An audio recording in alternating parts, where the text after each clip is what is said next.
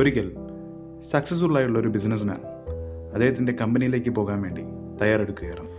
യാത്ര ചെയ്യാനായി കാറിൻ്റെ ഡോർ തുറക്കവേ കാറിനടിയിലുണ്ടായിരുന്ന ഒരു തെരുവ് നായ അയാളുടെ കാലിൽ കടിച്ചു.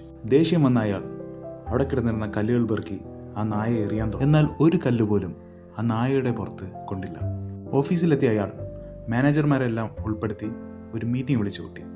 രാവിലെ നടന്ന സംഭവത്തിൽ ഓൾറെഡി ഫ്രസ്ട്രേറ്റഡ് ആയിരുന്ന അയാളുടെ ദേഷ്യം മുഴുവൻ തീർത്തത് ഈ മാനേജർമാരോടായിരുന്നു. ഈ മാനേജർമാർ അവരുടെ ദേഷ്യം തീർത്തത് അവരുടെ ടീം മെമ്പേഴ്സിനോടായിരുന്നു. അവിടുത്തെ ഏറ്റവും കീഴ് ജീവനക്കാരനായ പിയൂണിലെത്തുന്നതുവരെ ഈ ചെയിൻ തുടർന്നുകൊണ്ടേയിരുന്നു. വീട്ടിലെത്തിയ ആ പിയൂണിനോട് ഭാര്യ ചോദിച്ചു, എന്താണ് നിങ്ങൾ ഇത്രയും ലേറ്റായത്? ഓൾറെഡി ഓഫീസിലെ അന്തരീക്ഷത്തിൽ അസ്വസ്ഥനായിരുന്ന അയാൾ ഭാര്യയോട് പറഞ്ഞു, ഞാൻ ഫുട്ബോൾ കളിക്കാനല്ല പോയത്, ഞാൻ ജോലി ചെയ്യാനാണ് പോയത് എന്ന് പറഞ്ഞ് അയാൾ ഒരു അടിയും കൊടുത്തു. ദേഷ്യവും വിഷമവും തോന്നിയ ഭാര്യ അവരുടെ വിഷമം തീർത്തത് അവരുടെ മകനോടായിരുന്നു.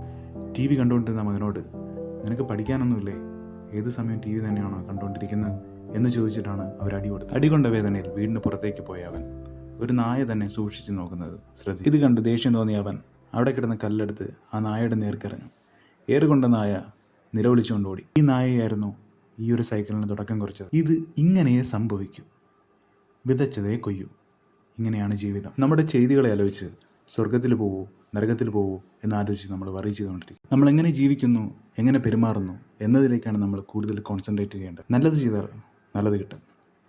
ഇനി തെറ്റാണ് ചെയ്യുന്നതെങ്കിൽ തിരിച്ചും അതേ കിട്ടും. അത് മാത്രമേ കിട്ടൂ.